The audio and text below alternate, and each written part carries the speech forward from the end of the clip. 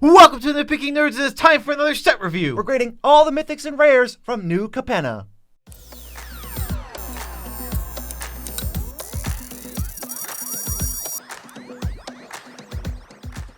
I'm your host, Joe Cherries. I'm your host, BZ, and that makes us the Nitpicking Nerds. We're bringing you daily Commander content, so if you want to support the channel, there's only one way that I'll ask you to do it, and it's TCG Player. Use our affiliate link in the description to buy the Magic cards you were going to buy anyway through the site, and when you do, we get a kickback, and we'll really extra appreciate it this month, so much so that next month, we're going to do Top 100 Blue. Yes, and we absolutely need that to hit that goal this month, so please help us out that way. The sponsor of this channel is moxfield.com. They support the whole entire channel. Check them out. They're awesome. We'll talk about them later. Happy birthday to everyone whose birthday is today. Obviously, happy birthday to you. And this video brought to you by one patron in particular, Dak. Dak was the producer of this whole thing. He directed it. He's here behind the camera. Yep. We appreciate it. Thanks, Dak. If people could see how little room there is to stand, they would see how uncomfortable you are, Dak. And how not here you actually are. All right, Streets of New Capenna is completely spoiled. We got literally all the cards. We're going to grade all the mythics, all the rares, and any uncommons that we think might see some play or we've seen people talking about, so we want to get them out there so we can give you our opinions on them. BZ, please explain to them how our grading system works. For this Commander set review, we're going to be using the letter grading, which is A through F. And A is like Commander staple. You're going to see it all the time. It's an insanely good card. Not too many A's running around the Commander format. We don't really want to see too many A's either. B's are like rock solid. They're going to be like some of the best cards in certain archetypes, not necessarily just the best cards, period. C's are just kind of like average. You know, you're not going to play them all the time, but they're not terrible.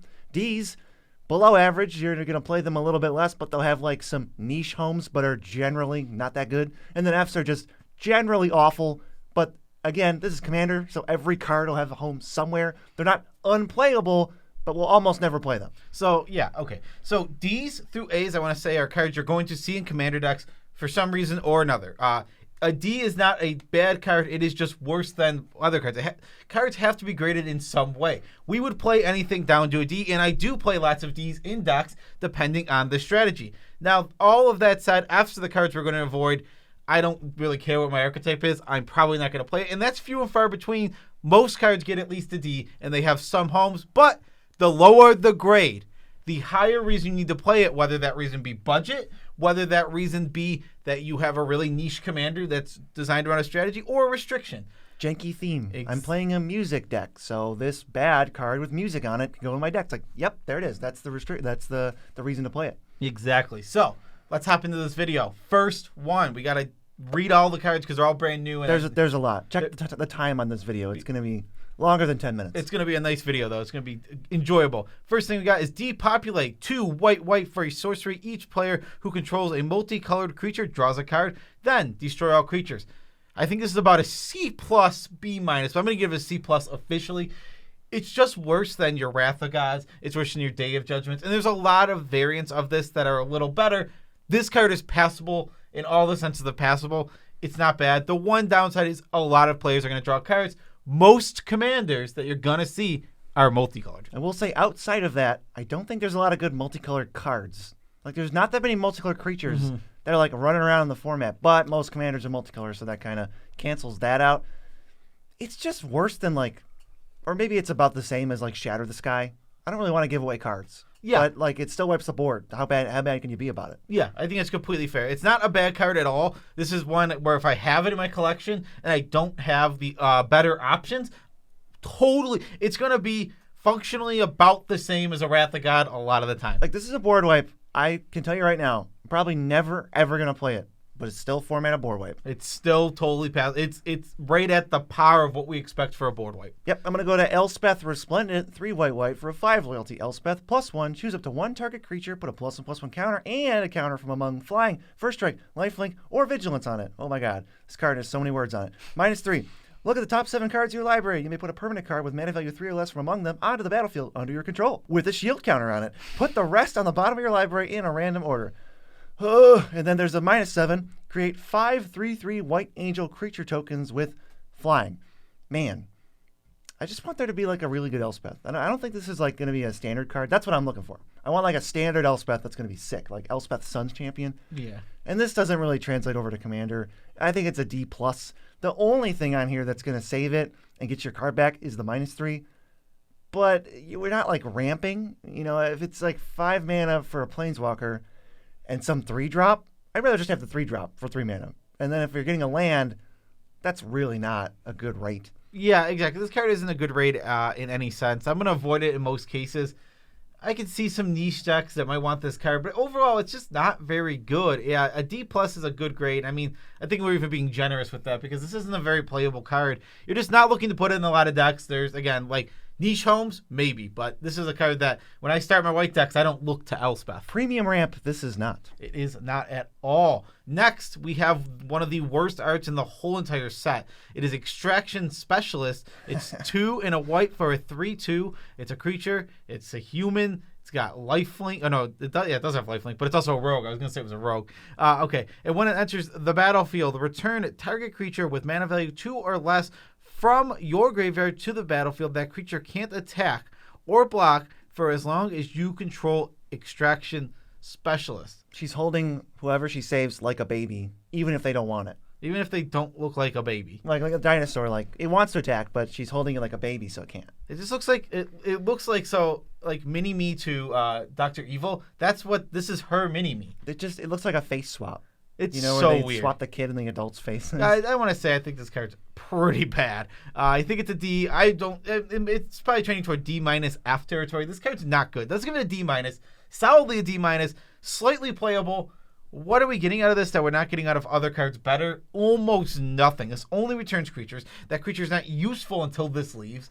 It's a 3/2 with lifelink. We're not interested in that body. It's none of this is really just good. And speaking of not interested in the body, the face doesn't look good either. There'll be a niche deck where this kind of just serves as like a weird renegade rallier. I think most of the stuff you get back doesn't even matter. It's not attacking anyway. It's just going to be some utility thing. Sure. So I'd probably give it like a D. But I don't think it's that great. Yeah, I mean, the card I'm just looking to avoid because I just don't see what this card's doing very well. Now, if it was like permanent, then we're talking. Yes, for sure. Definitely. Next, we got what I have to assume is the greatest angel commander of all time. It's Giada, Font of Hope, 1 and a white for a 2/2 angel with flying and vigilance. Each other angel you control enters the battlefield with an additional +1/+1 counter on it for each angel you already control. Taps to add white to only cast angels. This card is bonkers. I mean, it only goes in one deck, and that's Angels. I mean, only one deck ever. Only one deck ever. I'm gonna actually. I think my grade was low for this. I'm gonna give this a B. I think this is a really good card in the niche decks it goes in, but just be aware this is niche. Your deck, if you're not exactly Angels, and that is the most specific. It is not only a tribal deck. It is a specific tribal deck. But when you're in that, this card's amazing. It's just a B, and it is the best Angel commander ever printed, I think. What's the problem with Angels? They're all overcosted, and none of them are like an efficient rate. This just helps you make them one less. You can cast your 7 drops on turn 6. Great. They enter a little bit bigger. I think the main thing is just the fact that this is castable early, and it makes mana for Angels. Absolutely. The other thing's just a bonus. It is absolutely a bonus, and it's really good, though, because like great to have. As soon as you start going, once your game plan gets going, even if you're only doing 1 angel a turn, it's the first angel always enters with a counter. The second angel enters with 2 counters, and it's just all your creatures are getting progressively bigger. A lot of them have lifelink. This is going to make your life gain even more crazy. This card is great for your Angels decks. Yeah, don't think this is a human, because it's an angel. It is absolutely an angel. Next, we have Halo Fountain, 2 and a white for an artifact. Pay a white. Untap a tapped creature you control. Create a 1/1 green-white citizen creature token. 2 white. Tap. Untap 2 creatures you control. Draw a card. White. Did I say them all? White. I'm not sure if I said them all. Untap 15 creatures you control. You win the game. This card's really cool. The rates aren't very efficient for any of the stuff you're really getting, but it's an alternative win con, which is what I think makes this card playable. I think it's a C. Most decks aren't looking for this card. This isn't like for every single strategy, but I think some white tokens decks that can really go wide and turn this into a win and have other ways to tap their creatures, like vehicles. You can just literally always throw all your creatures into a vehicle and then just go, whoop, all my creatures are in that vehicle, so now I'll just win the game. That's true. I didn't think about vehicles. It's like the clown car theory where you're just gonna you don't have to do anything. You don't have to turn him sideways to attack. You just turn him sideways to get in the car, get in the smuggler's copter. And besides anything, this even if you have to attack, so you have exactly 15 1/1s, you can send them in on the attack, and then before they even get to block, you can activate this ability. It's not at a sorcery speed, so it is. You can even just do that kind of attack to get in, but that can be annoying if you don't have haste. It's again middle of the road card. The other two modes are overcosted, but nice to have. Yeah, I think you're going to want to try to draw cards with this, right? I agree. That's the main thing. You do want to try and draw cards, but the rate's not that good. I mean, you're going to realize like, oh god, this rate is not good for drawing cards, which is but the fact that this is all, I don't think without the alternative win con I'm not in. I'm in once I have a way to like alternatively win with this. That's what really takes this card from like mad draw and mad token maker to playable card in a lot of decks. I want to play it, but I don't think I have a deck for it. I might have to make something. Let's go to Mysterious Limousine, 3 white for a 4/4 vehicle. When it enters the battlefield or attacks, exile up to one other target creature until it leaves the battlefield. If a creature is put into exile this way, return each other card exiled with it to the battlefield under its owner's control. So it's like a Fiend Hunter. Also, it's crew 2. It's a vehicle. You take something, and then when it attacks, you can exchange it for something else. That's okay. I mean, you probably want to flicker your own things.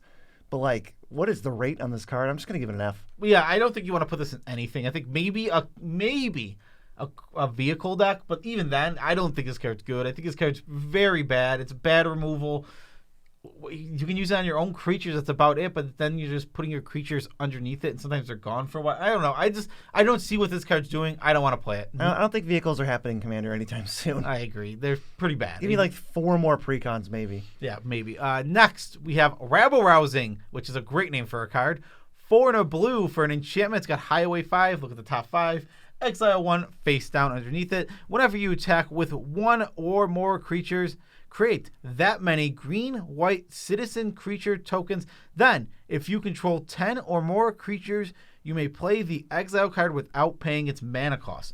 This card, I think, is good. Okay. And I'm looking at my grade again, and apparently yesterday I was in a mood where I didn't know what I wanted because I think this card's a B. I think it's really, really strong. It just doubles up your tokens every single turn, and it's making new tokens. This ability has haste. You can play it, get those tokens right away, and then those citizens will always be making new tokens every time they attack. And those aren't put into danger while attacking. They just come out onto the battlefield. You're going to get 10 with no problem at all. You're going to get your free spell, get your card back, get a ton of tokens, and yes, I think this is 5 mana is a lot. But this can be the top end of your token deck, and you will feel great. Yeah, well, you only need 5 creatures, and then it's 5 mana. Draw and cast a card for free, plus you have the static ability of just whenever you attack, you get more dudes. This seems pretty sweet. It's really good with token doublers. Just keep suiciding them in and just doubling them on defense. Yeah. It's pretty sick. This card's really good. Like, I just keep... Like, I was unsure about it at times. Like, and I'm like, oh, it's 5 mana. But again, I think it's just, you top end, you make sure your attack's going to be insane. Like, you have 5 creatures. Holy crap, this card's good. I'll just send in my 5/1/1s. Even if they all somehow got eaten, I triggered this, I played my card for free, and I still have just as many tokens. Yeah, you could cheat out some really nasty stuff with this. Absolutely. Cheat out an Elishnorn, instant speed? Oh, it's disgusting. This card is really good. I'm actually, like, as we're talking about it, I'm just getting more high. B+. B or B+, one of those two. Let's go to Rumor Gatherer. This is literally one of my favorite cards in the set because it just makes me so hopeful. 1 white for a 2/1 elf wizard. It has Alliance. That does nothing. It's just a word on the card. Whenever another creature enters the battlefield under your control, scry 1. If this is the second time this ability resolved this turn, draw a card instead. 3 mana 2/1 that does stuff whenever a creature enters. If you play 5 creatures, you get to scry 4, and the second creature that triggers this will draw you a card. Triggers once each turn. So if you have like a white main line or some nonsense, you get to draw more cards because what you really want is whenever you play a creature, get a creature. That's the sick, nasty combo. Yeah, absolutely. This card's pretty good. I think it's like a solid C+.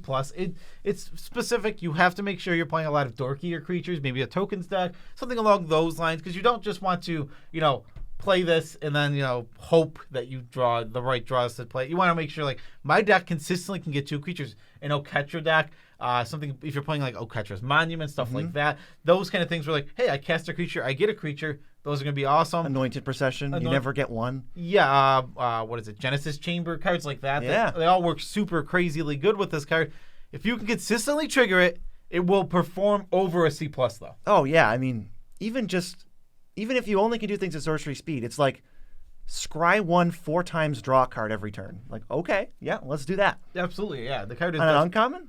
yeah, that's a good card. It is definitely a good card, and I'm happy that it exists. Next. Probably better than more than half the rares in the set. Yeah, that is true. Next, we have, it's better than this rare, and this is the Mythic. It's Sanctuary Warded, 4 white creature, angel, soldier, and it's a 5/5. It has flying, enters the battlefield with 2 shield counters on it. Whenever it enters the battlefield or attacks, it's a Titan apparently, you may remove a counter or from a creature or a planeswalker you control. If you do, draw a card and create a 1/1 citizen token. This is all right, but it's 6 mana. I don't think it's bad. I think in your counters decks, we're going to have a lot of counters. This is always going to come down and draw, and then every attack it draws. But now you're looking at, well, we're drawing 1 a turn. Is the 5/5 body worth it? Not really. It's a C, middle of the road. I'm not mad, and I'm not going to say, if I see someone playing this, I'm going to be like, that's a terrible card. I'm just going to be like, you could probably do better. White is getting good at card draw. Did you see that last card? You're paying for vanilla tax on this one, so let's just give it a C and move on with our lives. Yeah, I think that's completely fair. What do we have next? We're on to blue, actually. It's All-Seeing Arbiter, 4 blue for a 5/4 avatar, flying. This is the most disappointing card that is All-Seeing I've ever read, but it's not bad. When it enters the battlefield or attacks, draw 2 cards, then discard 1 card, and whenever you discard a card, target creature an opponent controls gets -X, -O until your next turn, where X is the number of different mana values among cards in your graveyard. So you can shut some stuff down. You're going to have to be taking less damage on defense if you've got like cycling or ways to loot cards. Mostly it's like when it enters or attacks, which is apparently... Is there a cycle of Titans in this? I don't know. But yeah, you're going to get a 2 for 1. You're going to get draw 2, discard 1. Yeah, there might be a cycle actually. Now I'm thinking about it. We'll figure it out as we go. We're definitely going to figure it out as we go. This card's whatever. Such a how many different ways can you draw cards at 6 mana in blue? Yeah, let's just give this a D-. Yeah, there's really nothing here special. Exactly. D-. This card is not a card we're looking to play at all, but it's there for anyone who you got discard synergies, maybe you care. You know, and in the combat metas. Yeah, there's probably decks for it, but I don't have one. Next is Cut Your Losses. 4 blue for a sorcery casualty 2, which means we haven't gone over casualty yet. You can sacrifice a creature with power 2 or greater, and if you do, you copy this spell. Target player mills half their library rounded down. No. I mean, if you're not exactly one deck in the existence of time in like Bruvac, you're not interested in this card at all. This card stinks. It's awful. We don't want to mill our opponents for this much. Milling ourselves for this much is getting dangerous. It's just not, it's not good. And we're just going to have to pass on it. Better ways to self-mill than 6 mana. You can mill 3/4 of one person's library or half of two players' libraries. That's just a bonus. That's the problem with mill is they're like, sweet, great, give me more cards access to, give me more recursion, give me all these options until you kill me. It's like a weird way to try to win. So if you're not explicitly milling or Bruvac comboing, get this out of here. Yeah, it's not very good. Yeah, let's go to Errant Street Artist. Blue for a 0/3 with Flash, Defender, and Haste. Quite a slew of abilities. And you can pay 1 and a blue and tap it. Copy target spell you control that wasn't cast.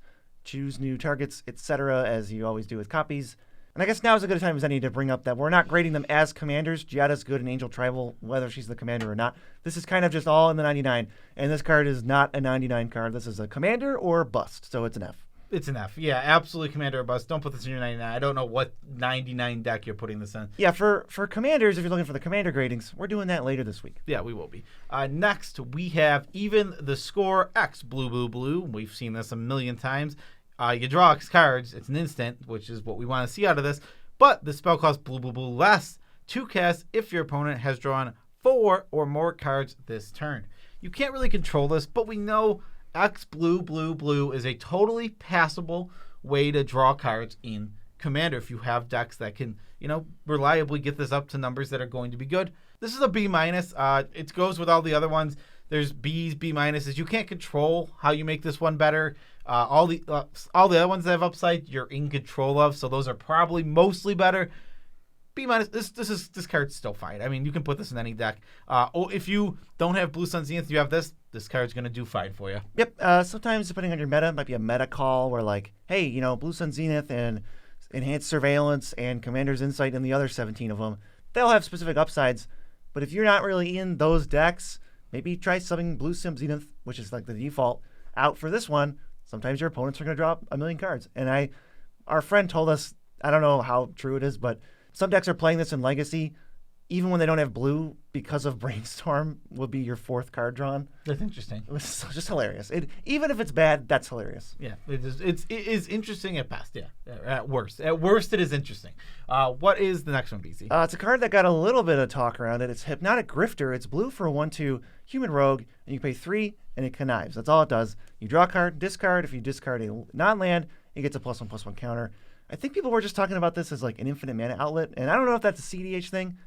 This isn't a CDH channel, so I'm just going to give this an F. Yeah, this is an F, and it's an infinite mana outlet for your Basalt Monolith decks, but I don't know. This card just seems awfully bad to me, and I'm not interested in it at all. If you can Training Grounds, if you're like a tribal Training Grounds deck, I wonder if this is okay, because now you're like 1, draw a discard. Maybe you might be right. Maybe it is. Maybe like that little niche deck, we can do it. Everywhere else, I probably just wouldn't. I could see that. Next, we have Ledger Shredder. This card's a D, though. It's 1 of the blue for a 1/3. It's got flying. And whenever a player casts their second spell each turn, Ledger Shredder connives, which means you draw and then you discard. That's what conniving is. And if you discard... I think they knew that. Well, would you say, did you mention that? In the last card? Yeah. The last card conniving? Yeah, but did you mention that that the card gets a counter on it? You didn't, actually. I was about to. This card's not very good. It's fine. Maybe if you have discard synergies. Yeah, I don't know. You need, like Madness, but we're blue? This is just such an awkward card. Yeah, exactly. What deck wants this is the question. D, let's just move on. Yeah, let's do that. To a little chat. Just a little baby chat. This is a D+, so don't get your hopes up too high. But it's 1 in a blue for a Casualty 1 instant. Look at the top 2 cards of your library, put 1 into your hand and the other on the bottom. So it can be in the right deck where you're making tokens and amassing or whatever and have the disposable dummies. It's draw 2 for 2, which is unheard of. We don't get that. And it's better than that because you get to look at 4 cards and take the best 2. Yeah, but it's interesting. So I think that where I'm just kind of off this card, I think I'm actually I have this at D. I'm going to give this an F. I'm going to give it a D+. I'm going to give it an F because I think I just want to compare this to the one that sacrificed 1 mana, sacrifice a creature, draw 2. What is that? Village Rites? Yeah, compared to Village Rites. That card sucks. I'm not playing. But you are getting 2 spells on the stack. Maybe there's some homes in a Veyran type of strategy where the copying matters. Yeah, copying does matter. Maybe there is. So let's give this. I'll give it a D. Yeah. I'm in on D for this card. I'm not happy to play it. I don't think there's a lot of places for it. It does work well. I like it in what's her name? Talrand. It's kind of cool in there. Could be cool in Talrand. Talrand always has stuff to sacrifice. That's true. Next one, a card I think is just very, very good. You have to say it in the right way, though. How's that? You do it for me. I think it's offer you can't refuse. I think that's it. Okay, that sounds right. It's an offer you can't refuse, and it's 1 blue for an instant counter target non-creature spell. Its controller creates 2 treasure tokens. I'm going to give it at least a B+, and I think it could go higher. I'm really high on this card. I mean, this is negate for 1 mana. Yeah, there is downside of giving away some treasure, but we already know that we're going to probably get some mana advantage on these. If we're playing in lower power commander, we're usually don't have to counter 2, 3, 4 mana spells. We're counting 5 and 6 ones. We're really making sure they don't get their stuff. This card, I think, is just very strong. I am hesitant to give this card a high grade, so I would start it at like a C and just say, you could play it. I'll test it out. I want to get some reps in with this before I say it's like better than Swan Song. I don't know. The mana advantage isn't that great because you give them some mana, so it's not as much of it's -2 for whatever the mana advantage would be. I mean, maybe it's great. I'm going to test it and we'll see. But for now, I mean, I'm going to say it's okay. And Joe said it's amazing. Yeah, I think the key to this card, like you're talking about mana advantage, is that you're still always spending 1. And yeah, you do give away the treasures, but you're giving those to 1 player. Having to only hold up 1 mana compared to 2 mana for like a negate is so good. Well, this is way better than negate. I think we can go that far. Okay, but yeah, I got it at B+. BZ's lower on it, somewhere around a C. What's next? It's Public Enemy. It's just this is a cool one we thought we mentioned. It's 2 and a blue for an aura, enchant creature. All creatures attack enchanted creatures controller. Each combat if able. When enchanted creature dies, draw a card. Now the real juice. This is kind of like a blue gold card, but the real juice is find a tapped creature that your opponent controls so they can't chump with it, and then just go, and then everyone's just going to beat the crap out of them. Yeah, be careful with this card, though. There is the downside that it has of you will have to attack that player with everything as well. But you can play it second main. You can play it second main. It's a cool little gold card.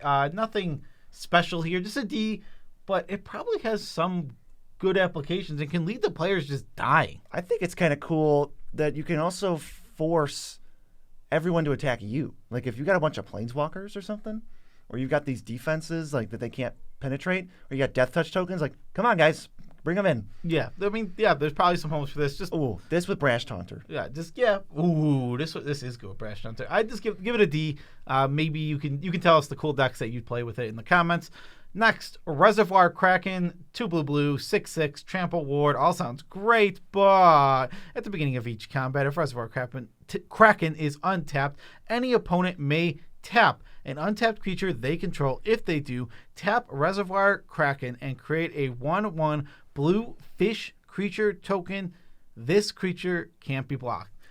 The problem is when this is relevant and it's going to do something, it doesn't. And also, I will challenge what you said earlier. It actually doesn't sound great as a 4-mana 6/6. Well, I guess those rates were good. Now we want up. We need like 2 more lines of solid upside, and there's none. Even just a little upside. It's like that rate's fine, and all that was fine. It's like if we get upside now, it's like, ooh, we're talking about a card that could be playable. No, downside F. Yeah, this is like, how do I beat this in limited, but don't even play it in Commander. Yeah, F. Yeah, let's go to the obligatory clone of the set that is not exciting. It's Undercover Operative, 2 blue for a 0/0. You may have it enter the battlefield as a copy of any creature on the battlefield, except it enters with a shield counter on it if you control that creature. So if you don't, it's just regular clone with an extra blue pip. And if you do, it's clone, but it gets a shield counter on it. I don't think either of those are really worth anything. I don't even know how to take advantage of that. Yeah, exactly. I think it's a D+. I think clones can't be unplayable. It's always the best thing on the board. I would give a clone a D. I think the average clone, like baseline clone, is a D. It's a little bit better. This is a little bit better than baseline clone, but we want to, you want a lot more out of your clone. You want it to cost 2 mana. You want it to be a land on the other side. Copy non-lands, copy artifacts. Yeah, you want to do all of these kind of things. This isn't doing any of the stuff we want, so we're just going to go ahead and give it a D+ and move on to wiretapping. 4 in a blue for an enchantment, Hideaway 5. We went over what that is earlier. And whenever you draw your first card during each of your draw steps, draw a card. Then, if you have 9 or more cards in your hand, you may play the exile card without paying its mana cost. This card sucks. How do you get 9? You got to have no max hand size? Yeah, or you have to be drawing on other people's stuff. I think this is, I'm changing my grade. I had a D. This is an F. Blue does not need 5 mana for Phyrexian Arena that you have to jump through this extra hoop to get the card. Nothing here. We don't want this card whatsoever. F. I'm going to move on to the funniest card in the set, without a doubt. It's Witness Protection. Blue for an aura, enchant creature. Enchanted creature loses all abilities and is a green and white citizen creature with base power and toughness 1/1, named Legitimate Business Person. Obviously, you can't even make that up. It's on the card. I love it. And then, these kind of effects always do something, but usually they're a little kind of pushed towards limited. Like I'm thinking of Ichthyomorphosis, where it's like 3 mana. Kendra's Transformation we love, and it's 2 mana and a cantrip. So I was like, well, what if you cut the cost in half, but you don't get a card, but you are in blue, where presumably you have cards? I think this might be okay, so I almost want to start it at like a C-. Yeah, I'm fine with C- for this card. I think you want to put it in a Enchantress deck. I think that's the main home for it, where it's going to cantrip for itself. It's insane. Yeah, as a 1 mana removal spell, it's a little rough around the edges. It's a little lacking. It's a sorcery speed one, as it's an aura. I mean, people do play Darksteel Mutation too, and that comes with a downside. It kind of does, but the upside of Darksteel Mutation is that it is indestructible. It's an infinite blocker, but it doesn't die when blocking at the same time, so it gets stuck on the battlefield longer. I think a C- is a totally fair grade for this. Could be better than we think, but 1 mana removal, generally not too bad. Because you're locking commanders on the field. You're ruining their synergy. They just can't do anything until they address the fact that they now have a legitimate business person as their commander. Yeah, which is hilarious. Next, Angel of Suffering, 3, black, 5/3 flying. If damage would be dealt to you, prevent that damage and mill twice that many cards. I think it's an F. That's a fitting name, Suffering. I just don't see this card. I don't know what this card's doing at all. I had somebody in chat try and explain to me why this card is good, and I explained to them why I think it sucks, because I think it sucks. I really think this has no home in Commander. I don't know what you're doing with this card. So it's damage.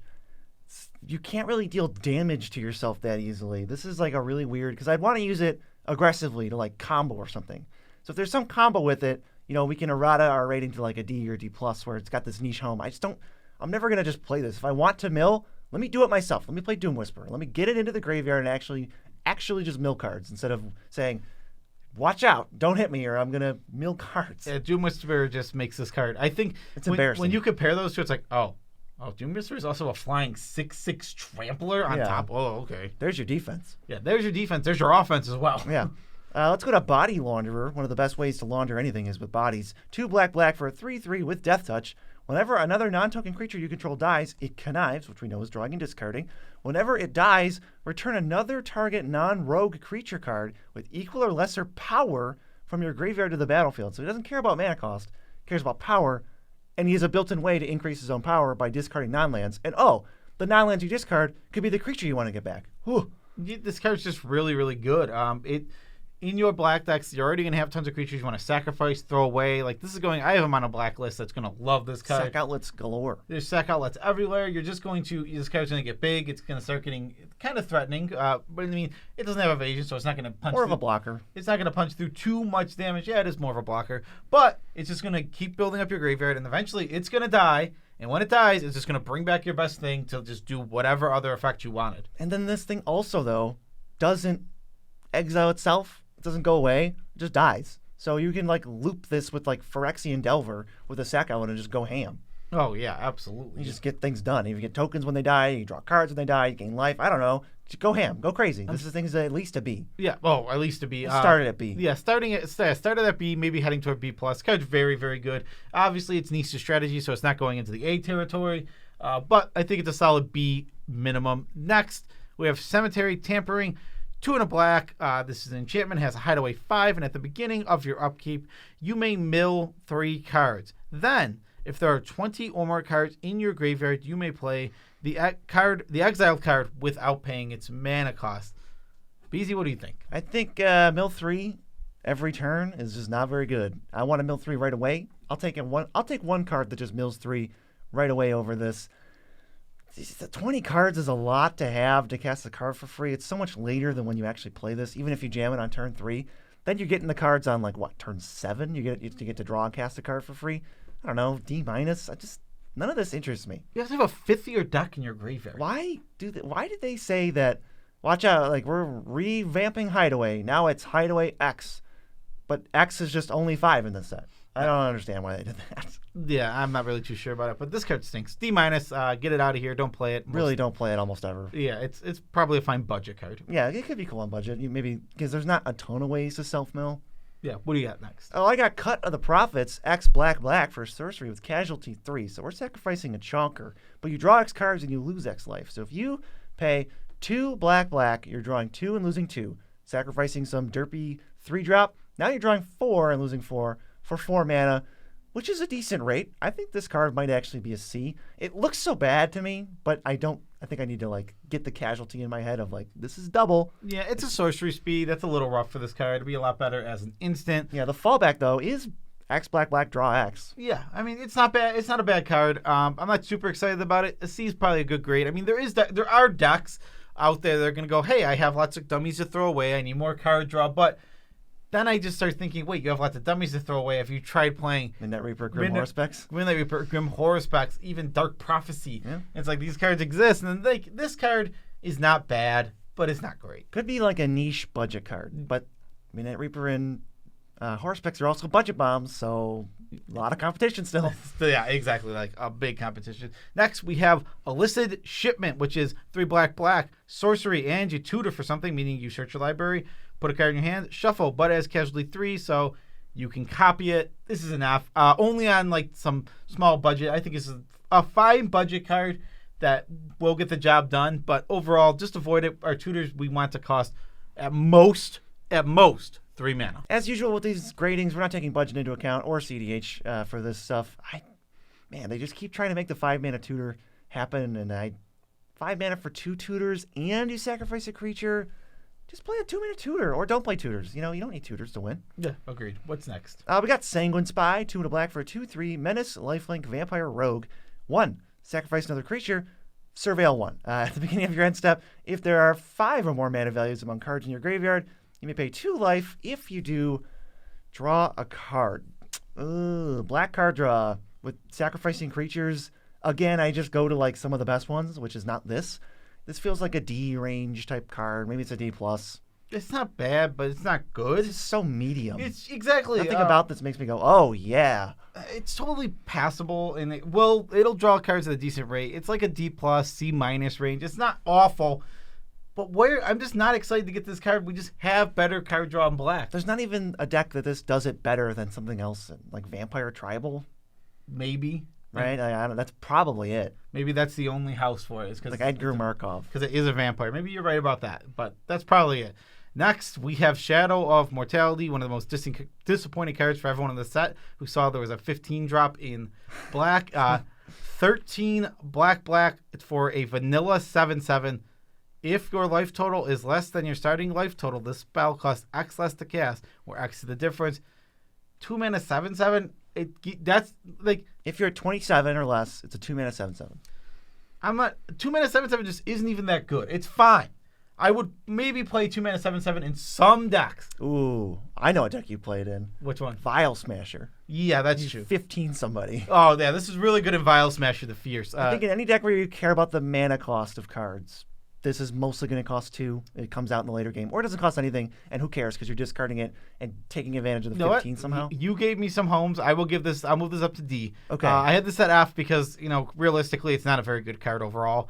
It's only a vanilla creature, and we're just not... Vanilla creatures are just something we want to avoid almost at all costs. If you're not weaponizing the mana cost, exactly, forget it. I like that. Vial Smasher makes this card actually pretty interesting. Yeah, that's chucking out 15 damage. That's a lot of damage. So much damage. Yeah, so D-. It's still pretty bad, but there is some homes. It's bad, but sometimes, okay, when you see this card, you should be worried, but you will almost never see this card. That's super fair. All right, Shakedown Heavy, 2 and a black for a 6/4 menace.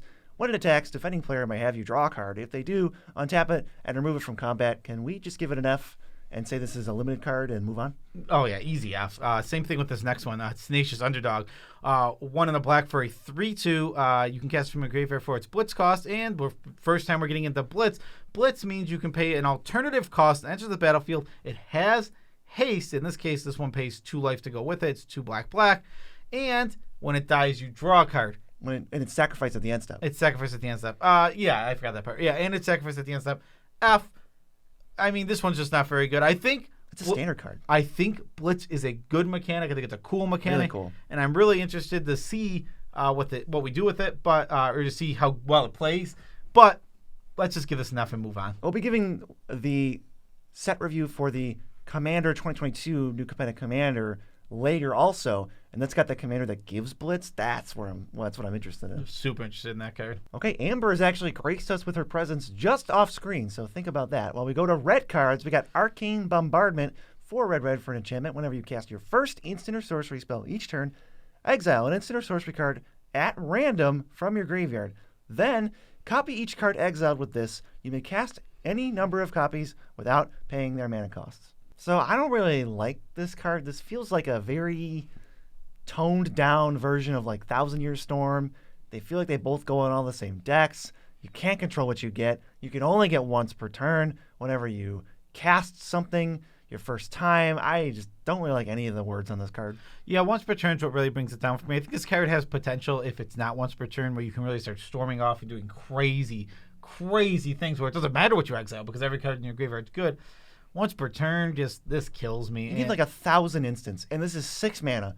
So you have to play this and then an instant, but you really have to untap with it, and then it's just I don't know. Yeah, D-. This card is just, it's unfortunate because it looks cool, but it's not good. It's probably, I wonder if this is really good if you just put 1,000 rituals in your deck. Maybe. Where you're just I'm going to hit a ritual, which gives me mana to cast another spell, which gives me a ritual. Maybe that's where it gets nuts. Yeah. But then you only trigger it once per turn, So never mind. Yeah, you're right. I don't know. Yeah, we're trying. Sorry, this card stinks. Every time you try to build around it, it will cut you off. Yeah, D-. So next is Devilish Valet, 2 and a red for a 1/3. It's a devil creature warrior guy. It's got trample. It's got haste, and whenever another creature enters the battlefield, you double his power. F. This is not a commander card whatsoever. Even if we make 10 creatures in a turn, it's still just okay. Yeah, somebody, I think Evan Verhey was talking about what is the most damage you can deal with 3 magic cards. And this one is part of the new record. You play this, and you play Army of the Damned, and you flashback Army of the Damned, and you play Fungal Sprouting, which gives you X saplings, where X is the power of something. So this thing literally gets to like some number I've never even heard of. That's funny. Like it's like past a trillion and quadrillion and all that. That's really funny because that's like that's a lot of doubles. Well, it's just it's one of those like if you set this really arbitrary standard. Right. What's the most damage you can have? deal Infinite mana. Right. Wait, you don't have infinite mana. Oh, you do. No, you don't, because if you have infinite mana, then you can do infinite damage. No, you have the mana cost of whatever the spell is. So look, I don't know. I didn't make these arbitrary rules. Exactly. Because if you have infinite mana, because I mean, you just cast Army of the Damned. How much mana is that? You cast and flash it back. You cast and flash it back, but like if you have infinite mana, then you just secure the ways for infinite, and this is infinite. Yes. So let's go. Actually, Walking Ballista. There you go. One card. Okay, there we go. One card infinite combo. Glittering Stockpile. 2 and a red for a treasure. Tap, add a red for each stash counter on it, or tap, add a red, put a stash counter on it. That is not a mustache counter. It's a stash with an SH. Tap, sacrifice it, add X mana of 1 color, or X is the number of stash counters on it. So it's like a red mana rock. You know, it's not the worst thing in the world. If you got treasure synergies, there's some things going on. It's an F. I mean, it's not horrible in the sense of like most stuffs where it's like I'd say it's more of a D-. Maybe it's a D-. I still think it's an F. I mean, it's Manolith. That's the real issue. Is Manolith? It's really slow. It can eventually do something. Manolith Plus. Manolith Plus. Goldspan Dragon. Boom. Caps for 2 every time. This card's totally fine. That's true. I didn't even think about that. Whatever. I mean, I think I'm just gonna go ahead and give it a D-. Yes, I would also give it a D-. It's pretty bad. Next we have Horde Hauler. 3 and a red for a artifact vehicle. It's a 5/5. It's got trample and Amber's Leaving. Whenever Horde Hauler deals combat damage to a player, create a treasure token for each artifact they control in its crew 3. This is the one, right? This is the good vehicle and commander? Nope, this is enough. This card is absolutely miserable, though we do have a good one in the set that we will get to eventually, but this isn't it. F. Let's just move on to Jaxus. Yeah, you're going to have to wait a while. This is Jaxus the Troublemaker. 3 and a red, 4/2/3, human warrior. It's a legend.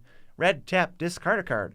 Create a token that's a copy of another target creature you control. It gains haste, and whenever it dies, draw a card, sacrifice at the beginning of the end step. Basically, just has blitz, and then you can blitz this for 1 and a red. So you can pay 1 red, discard a card to get a copy of something with haste right now as like a sorcery, and then you'll kind of draw 2 cards after that. Yeah. That kind of doesn't sound that bad to me, so I would probably give this like a C-, just on a base level type thing. Sure, C- is totally reasonable. It's like a Twin Flame variant. It's totally fine. It's just it's more like what deck wants this kind of thing. I just don't. If you have the deck that wants it, it'll probably perform pretty well. I just don't know what deck that is. Maybe it's some sort of like deck based around what's the card? Well, you put things in play. Sneak Attack. Yeah. You can go infinite, kind of, right? If you have a really convoluted thing, you can turn this into a Splinter Twin. He's also a Sneak Attack type commander. I actually think this is a good Sneak Attack commander. This is a good commander where if you build the whole deck around her, she's probably pretty good. Oh, where when you already Sneak Attack something in, then you copy it?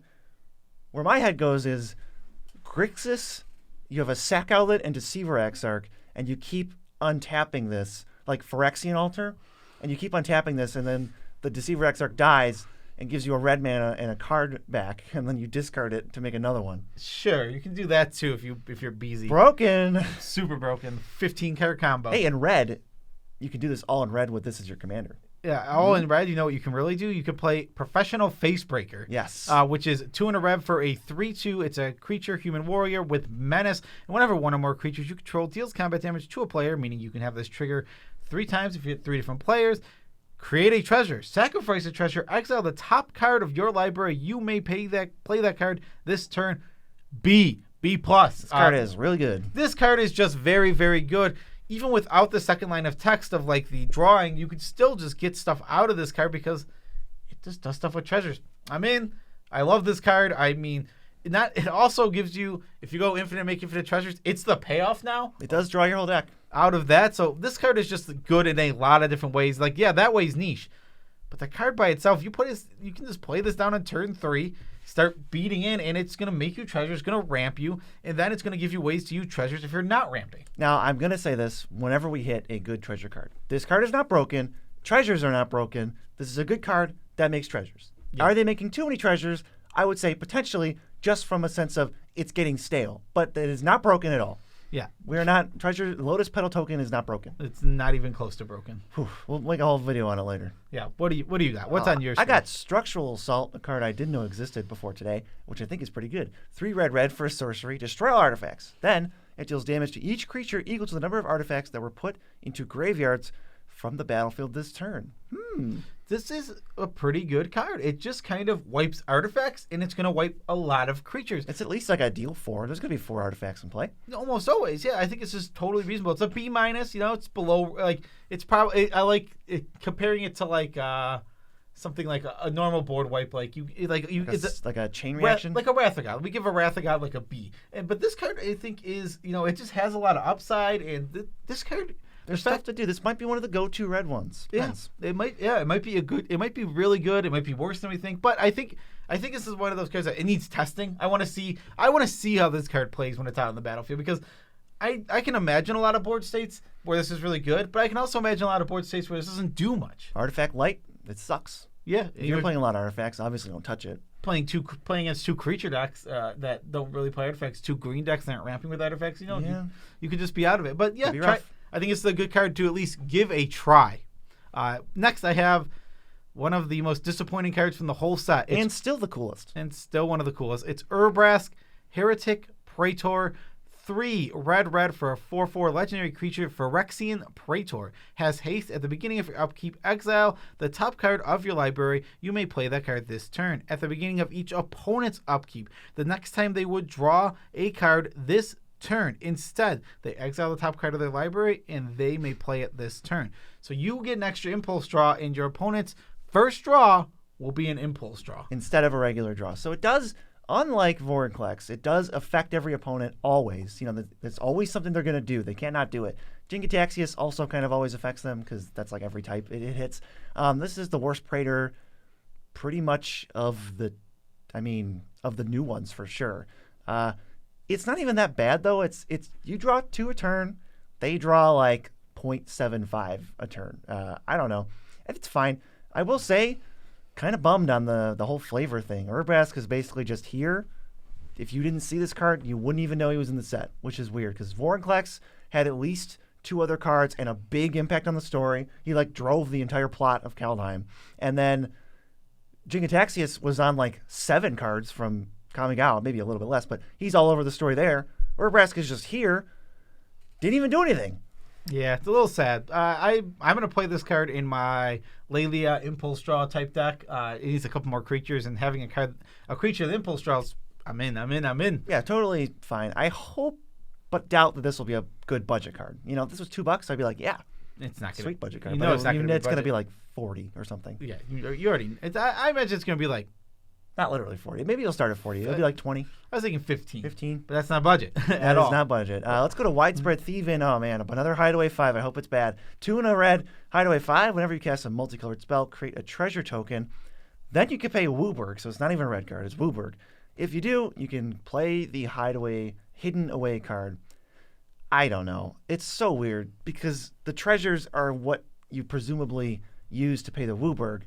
But then it's once you need to cast 5 spells, or let's say 3 then, but you just use all the treasures you make. So then the only thing you get out of this is the spell, and then you got to cast more things to get treasures. I don't know. If you're not storming off, I just forget it. It's what, a D+? Yeah, it's a D+. One of the biggest issues with this is also color identity.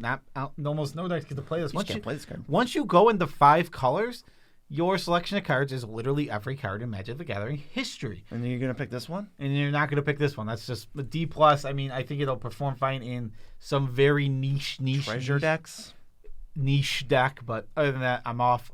Moving into green, we have Bootlegger, Stash, 5 and a green, Artifact, lands you control, have, tap, create a treasure. This card's fine. This card was one of the most overhyped cards in the set when people saw it. Is treasure broken? No. Is this card broken? No, because this just lets you basically store your mana. Totally reasonable. Is this card good? Yeah, it's pretty good to see. I think there are what will be good is some decks will turn this insane. Yeah. And it'll be an insane card in those decks. Overall, it's just like whatever. I'm not super interested in it. The baseline card with no synergy is like terrible. It's just Horizon Stone. And it's better than that because it doesn't tie it to itself. But it just stores your mana. You have to waste a mana to get a mana later. It's like we have plenty of effects like that, and none of them are breaking anything. Where it gets really good is if you can double your tokens or you have some kind of treasure payoff. Like, then it's sweet. Great. But are you going to say that a card is broken because it's really good in like 1% of decks? Yeah. No. It has really good homes, and it'll be very good in those decks. Don't just throw it in a deck, please. It'll be bad. Yeah, if you have artifact synergies, but green's not the artifact color overall. It's just fine. It's a C. Put this in Glissa. Glissa like this card. It's a C. It is a C. Totally a C. Let's move on to Evolving Door. Yeah, 2 and a green for an artifact. 1 tap, sacrifice a creature. Count the colors of the sacrificed creature. Then search your library for a creature that's exactly that many colors plus 1. Exile it, then shuffle. You may cast it. Activate only as a sorcery. I don't know why it has to exile. Why can't it just put it in play? Yeah. What a hoop. I mean, that doesn't matter. It doesn't make the card any better or worse. It's just like... No, it does, because you have to pay this card's mana cost. Hey, huh? Uh-huh. Oh, God. This is terrible. I thought it was just like a birthing pod. No. It's miserable. I thought, yeah, it'd be really good. Oh, man. Oof. That card that you described is very good. That was a professional misreading. This card is a D-. It absolutely stinks. Maybe you can find your home in like a sweet like 5-color Niv-Mizzet deck where you can have some fun with it. Maybe. And do some cool stuff. But other than that, this card stinks. It stinks. Yeah, it stinks. wow. It stinks on ice? It stinks on ice. Where Absolutely. did that ever come from? What was the first I don't know. usage of stink on ice? I think we just said it. I think No, it's like a saying. it stinks on ice. Yeah. I mean, let us know. I thought it was an us thing. But it's definitely not an us thing. Either way. Next, we have Fight Rigging. It's 2 green enchantment. This one's Hideaway 5. At the beginning of combat on your turn, put a +1/+1 counter on target creature you control. Then, if you control a creature with power 7 or greater, you may play the exiled card without paying its mana cost. This is pretty easy to trigger to get the free card. If you're a counters deck specifically, I think this card can be pretty good. You want to make sure you have all your doubling season type effects, not necessarily double season, but like hardened scales, branching evolution, have the Ozolith in there to move the counters around. I think this card is actually pretty solid. I'm going to try it in my Helana Elena deck because Helana Elena loves having a counter put on her every single thing. And you get the free spell afterward. I think this card is bad without the free spell, but I think it's easy enough to get the free spell that I'm in for it. Whatever this card was, it was pretty much almost guaranteed to be the best of the cycle or up there because it's green. That's the color that plays the biggest spells and then can afford to. So your Hideaway card from this is better on average than the rest of them. That's fair. I never actually even thought about that. But yeah, C, I'm going to try it, and I think it might overperform a C, but C is a good grade for it. It looks like it's solid in certain archetypes. All right, this next card is another shoe-in for one of the worst arts in the set. I don't know what's happening. Gallic Readers, 1 green for a 1/1 Alliance. So whenever a creature enters the battlefield under your control, choose one that hasn't been chosen in this case. Put a +1/+1 counter on it. Create a tapped treasure token, or you gain 2 life. So you can only get 3 a turn. The treasure token's tapped. None of it matters. The counter on this will be flavor text. Can I give this an F? What is this doing? You know, yeah, I'm totally fine with enough. I mean, I kind of like it for, like, make a treasure every turn. But, yeah, it's not that good. F is totally reasonable grade. You're probably just going to avoid this in almost any deck. Maybe there's some niche strategies that want it, but not many. I like that they explored creating tapped treasure. It's like, oh, you can't use it till next turn. And they explored it on exactly 1 card, which is not even that good. Next is Titan of Industry. It's 4 green. Creature, elemental. We didn't get any of these other attack things. It's just, there's 3 of them, isn't there? Wasn't it just white and blue? Oh, wait, this one's just enter the battlefield. Yeah. Let me just do it. Yeah, I'm just wrong. It's a 7/7, and when it enters the battlefield, choose 2, destroy target artifact or enchantment. 2, the second choice is target player gains 5 life. These cards are hard to read with their watermarks. They're very prevalent. 3, create a 4/4 Rhino Warrior creature token. 4, put a shield counter on a creature you control. Man, I wish this would have been so cool if it was enters or attacks. That's where like it pushes it to more commander playable. As is, what is making you play this card over any other card? Yeah, I think this card's just a solid. I mean, Pretty bad. It gives you 11 power for 7 mana, which is all right. And when I say all right, I mean like it's passable. Plus like 5 life, I guess. It's a D plus. Something. I'm not really interested. 7 drops are really good in Commander, and this is just meh. This is so filler. So filler. And Trace, you know who else is a titan of industry? No. Moxfield.com. Oh, yeah, you're right. The best website for building a deck. If you think there's another one, go check out Moxfield and then tell me how wrong you were. Because Moxfield is the best place to go for almost any purpose, but I usually just go there for deck building. Absolutely, yeah. Moxfield is totally insane for deck building. Literally the best deck building website I've ever seen. I mean, I give it an A+. I would give it an absolute A+. I use Moxfield pretty much every single day. I'm switching out cards, I'm revamping my decks, and I'm seeing what I got. Like I said, one of my favorite search features is the fact that it's, I need a temple, but I can't remember the name of the temple. I can just type in temple, and it's not going to give me stupid temples I can't play. I just have dozens of decks, and it's so easy, even then, that we probably have 50 decks on there. And we can just sort through it because it lets you see your own decks in a folder, and it's just so useful. The folders. Folders. I literally just have a folder labeled Joe's decks, and I don't even have to look at any other decks. We have 150 decks, something like that on Moxfield. I thought it was like 50, but okay. Whatever. We have a ton of decks on Moxfield, and I don't have to scroll through every one to find one. No. I can just go, hey, Joe's decks. There's all the decks I'm playing right now because I put them in a folder. They sponsor the channel. They're amazing, and you got to go check them out no matter what. Let's go to Topiary's Stomper, which we have at C+, and here's why. It's 1 green for a 4/4 Vigilance Plant Dinosaur. When it enters the battlefield, you ramp. You search for a land card, basically land card, put it in the battlefield tapped, then shuffle, and it can't attack or block unless you control 7 or more lands. The one thing I don't like about this card is that the design space is so eerily similar to Wayward Sawtooth that it annoys me. But it's still a good card. It's still, 3 mana ramp plus some other stuff. It's like Farhaven Elf, but it's a little bit better. Yeah, I think it's a little bit worse than Firehaven Elf because Really? Firehaven Elf. Well, what I like about Firehaven Elf is that Firehaven Elf can just chump block. I mean, honestly, He can still block. Well, he can't block. Well, I guess you're gonna have 7 pretty easily. You Eventually. you have 4 minimum. So how much time do you have to wait? Yeah, I mean, I'm talking about the early game and like your Marin decks, your Carador decks, where you can. But you're not chump blocking in the early game. You know what? This card's totally fine. Like you said, C+. This card is.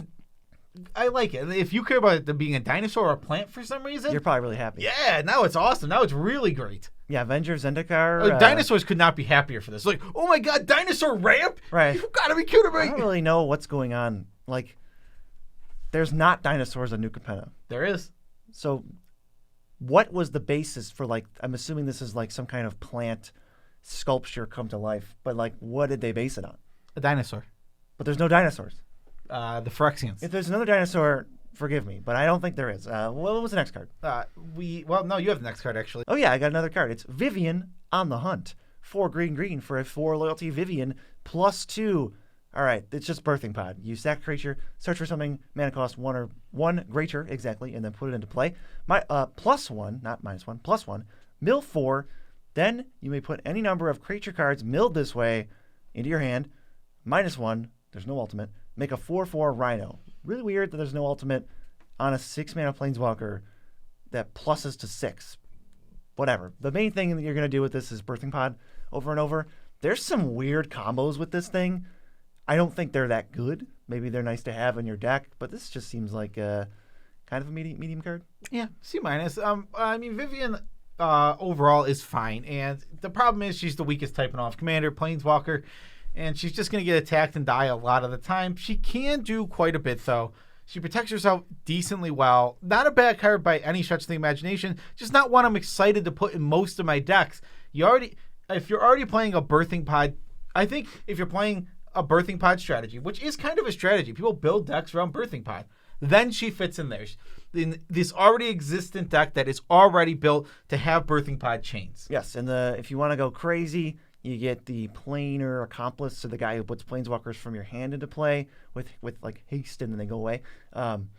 With that guy, and then you're going to be Vivian, and you sack it to get Felidar Guardian, and then you flicker Vivian, and you sack Felidar Guardian to go get like Restoration Angel, and then you get Felidar Guardian back, and you blink Vivian, and then you like go get Kiki Jiki, and then you make a copy of Restoration Angel or Karmic Guide, and then you get Felidar Guardian, and you make infinite Felidar Guardians with Kiki Jiki. In Naya, there are just piles with this. If you have any 3-mana creature, it leads to a win.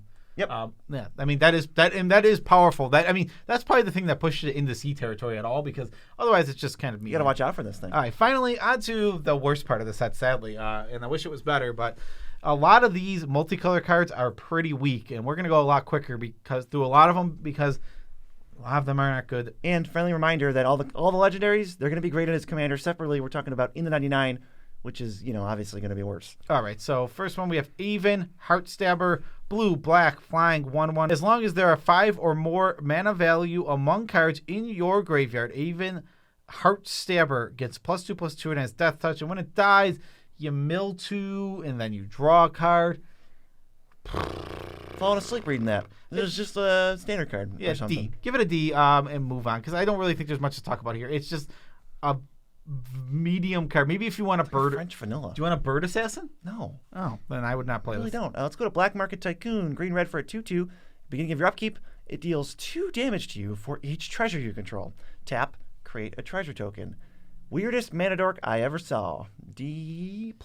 Yeah, this one's interesting, and I think this one is something that could outperform, but the issue with it is, in order to store mana, you got to take a lot of damage, and that would be the strength of this card. But you're not really supposed to play Treasure Tribal.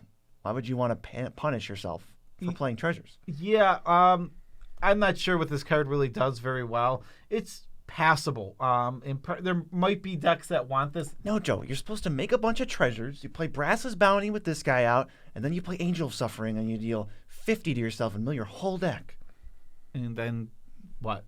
That's the meme of question mark, and then profit. Yeah, profit. Yeah, I don't know what you're supposed to do in the middle, but I'm not interested in this card very much. It's a bad mana dork. That's pretty much all there is to it. Next, Broker's Ascendancy. Bant. It's green, white, blue for an enchantment. At the beginning of your end step, put a +1/+1 counter on each creature you control and a loyalty counter on each planeswalker you control. Yes, please. I am in for this card. I actually gave it only a C+, but I'm going to give it a B-. I'm going to move this into the B range. I think it is just good. This is Gavity Township every single end step with even little more upside of giving planeswalkers loyalty if it matters in some way, which it may. Super cool card. Very strong. I talked about wanting to play the card that just puts 1 counter on my combats, and I was okay with that because I was going to get a free card out of it, and it was kind of cool. This card's way better than that. This card is really, really good. Maybe it's just a B, because honestly, you can't play in a lot of decks. Yeah, you're hyped up. Well, I'm talking about it. It's just, as you talk about cards and you think about more of the situation you can play them in, sometimes you do get hyped up. I think this is really a B. It just Gavinies every single turn. I'm going to stick to C+, or maybe I'll give you a B-. Okay. I wish it triggered on combat. You don't get the first use, but you do get the first use before you untap, with the next turn. So it's not like the Phyrexian Arena slowness. You're going to get some stuff out of this. It's pretty good. If you can weaponize counters, then you don't care when you get it, and you're just using, ballistas and stuff anyway, and that's pretty sweet. Well, doubling it, tripling it. I'll meet you at B-. I think it's a fair meeting ground that this is a B-. Pretty good card. We've met there. Now let's go to Broker's Charm. Bant for an instant. Choose one. It's Ambuscade. Creature gets +1/+0 and then deals damage equal to its power to a creature or planeswalker. Destroy target enchantment or draw 2 cards. Very annoying that this is 2/3 of Esper Charm. And they just were like, hey, instead of discard 2, it's green and we'll throw in a green card. None of these cards are that good. D, draw 2 is the only one that gets your card back. And the other 2 are really bad rates. So it's a D-. I'll tell you what, I think it's an absolute flavor fail that we have a green-white card that for some reason doesn't give me artifact and enchantment. That is nonsense. Yeah, green-white, they can only spare enchantment. No, bull crap. Give it a D-. I'm already done with it. Let's go on to Cabaret Ascendancy, which is white, red, green. It is I don't know why I said it in that order. It's Naya. Or at that speed. Yeah, me neither. It's an enchantment. At the beginning of your upkeep, look at the top card of your library. If it's a creature or a planeswalker card, you may reveal it and put it into your hand. If you don't put that card into your hand, you may put it onto the bottom of your library. Bad Phyrexian Arena? D-. This card's really bad. It reminds me of Sultai Ascendancy, which is bad for Phyrexian Arena. It's exactly. We're not guaranteed to draw, even if we're playing a 50 creature deck. We're not guaranteed nothing. That's a 50% chance to draw. No, thank you. Absolutely. My 3 mana clunky enchantment. How about Cabaret Charm? Naya for an instant. Choose one. oh, look, it's like the same thing as Broker's Charm. It deals damage to the number of creatures you control, target creature or planeswalker. I mean, it's similar, not the same thing. Creatures you control get +1/+1 and gain trample, which is interesting. Or you make 2 green and white citizen 1/1s. Kind of, I mean, I think it's better than Broker's Charm, but I probably just has the same grade of like a D or D-. Yeah, D-. I mean, I just want to give I wanted to put the charms on here. They are uncommons, but I think people are interested enough in them that they want to know our grades. I think this one's just bad again. But +1/+1 trample, that's the most interesting mode of this or the last charm. Maybe you got something there on a budget. Maybe. Still not super interesting. Next card I do like, though. It's really cool. Funny name. Corpse Explosion. 1 black-red for a sorcerer has an additional cost to cast this spell. Exile a creature card from your graveyard. Corpse Explosion deals damage equal to the exiled creature's power to each creature and each planeswalker. Okay. This card is a medium board wipe, but in some decks it'll just be a good board wipe, and I kind of like it. Just give it a C.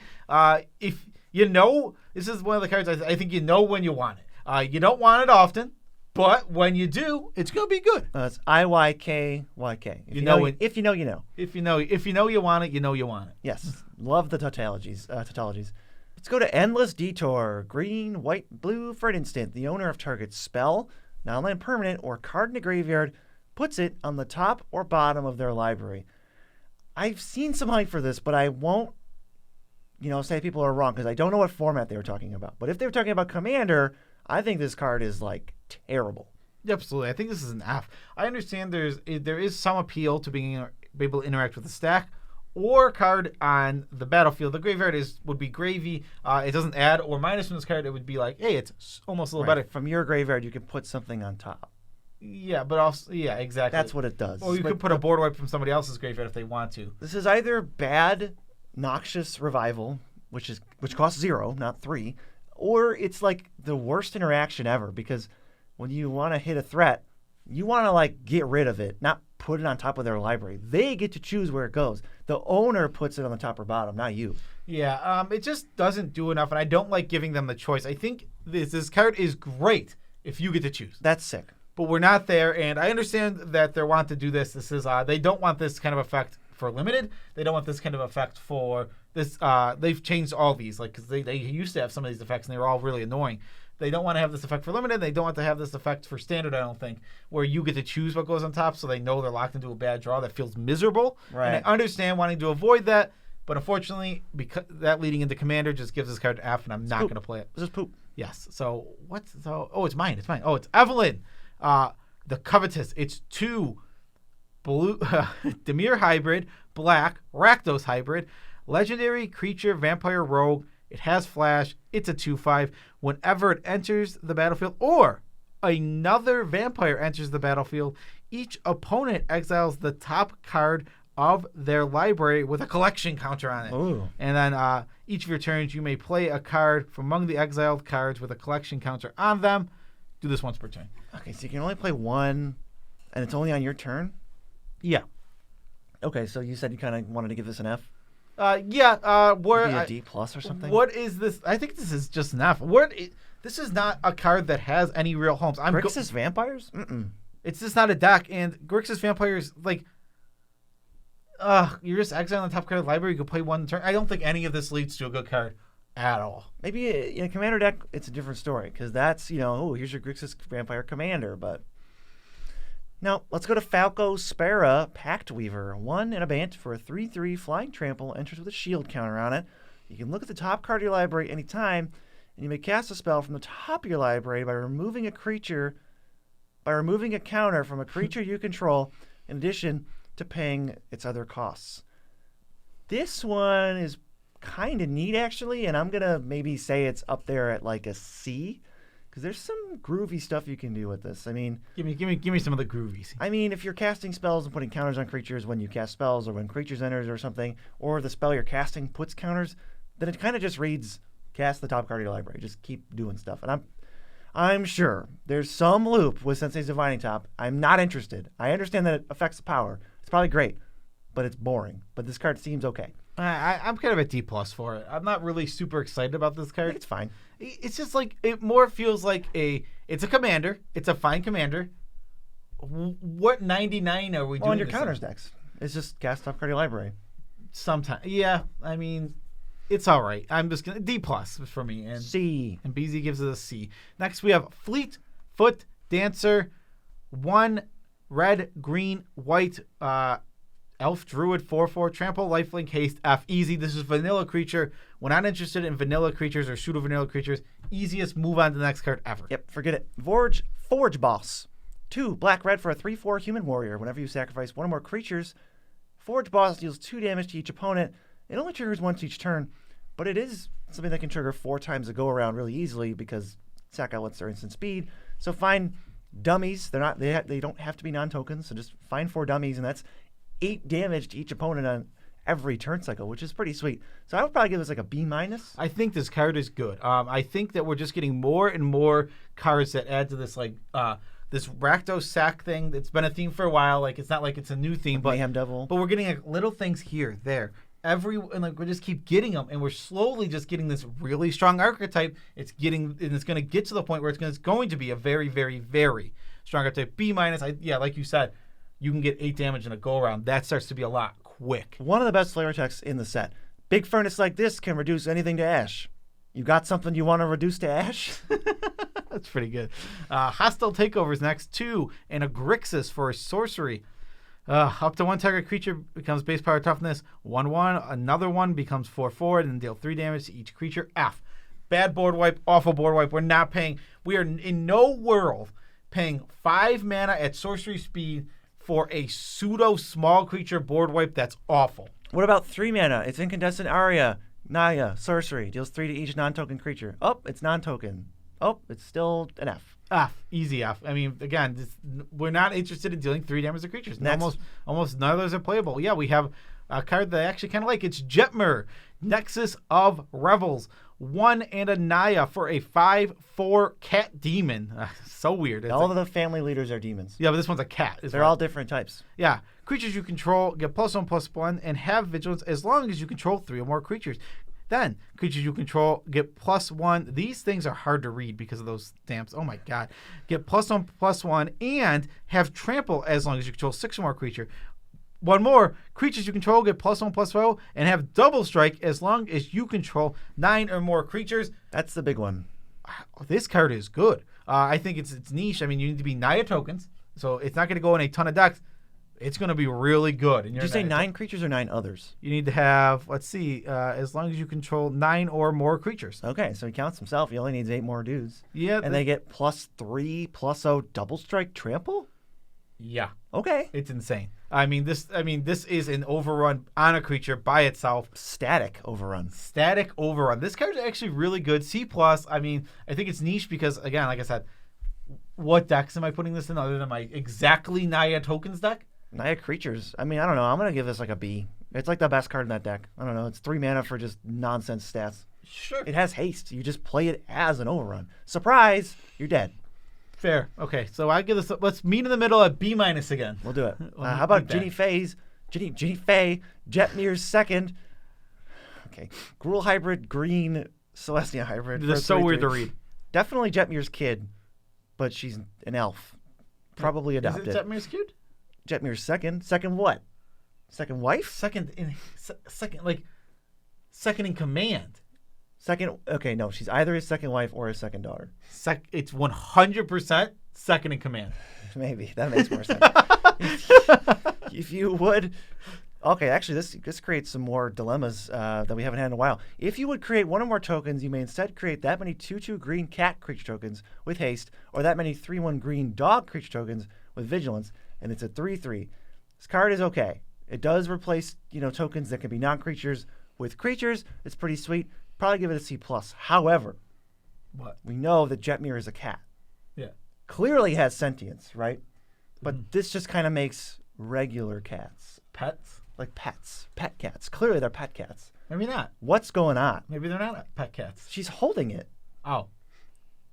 This is like, what's the role of cats? Are they subservient to humans as pets? Do they have rights? Jetmir is a cat, and he's living large. He's on top of the world. Maybe kittens are like babies.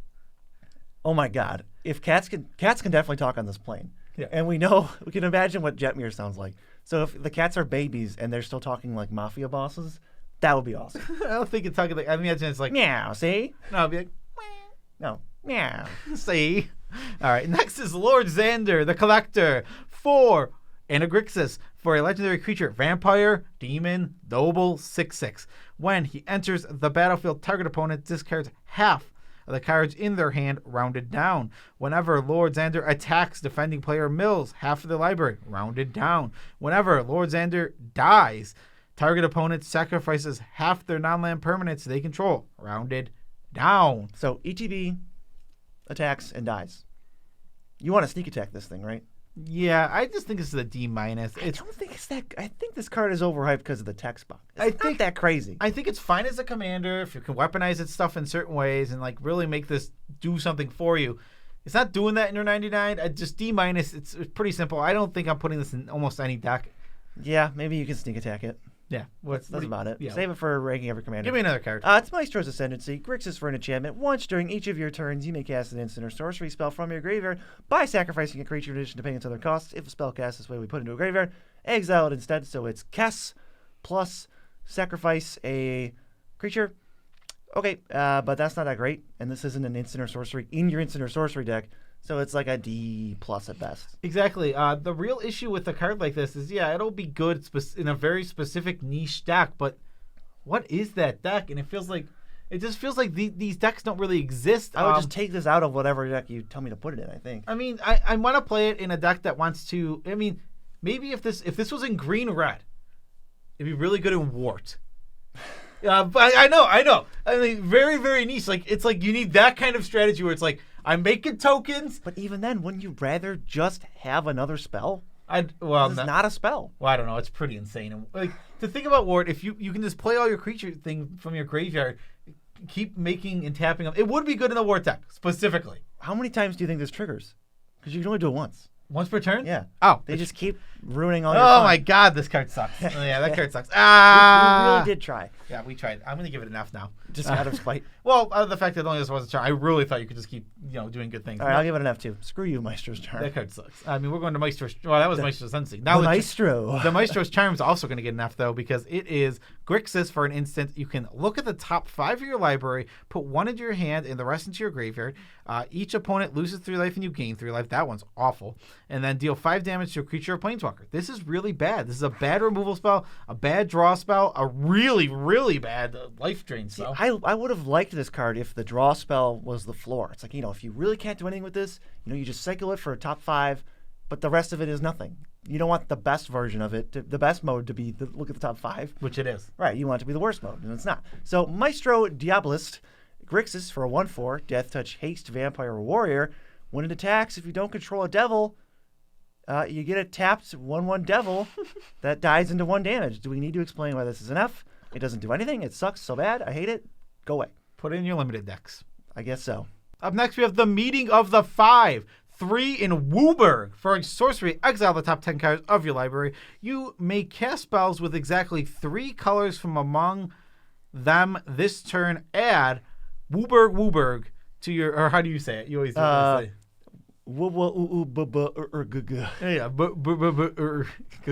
Add it to your mana, so spend this only to cast spells with exactly 3 colors. This card sucks. It's an F. Holy crap. Nothing has ever been more specific. There than this is card. no deck that wants this. You need to find a deck that doesn't exist.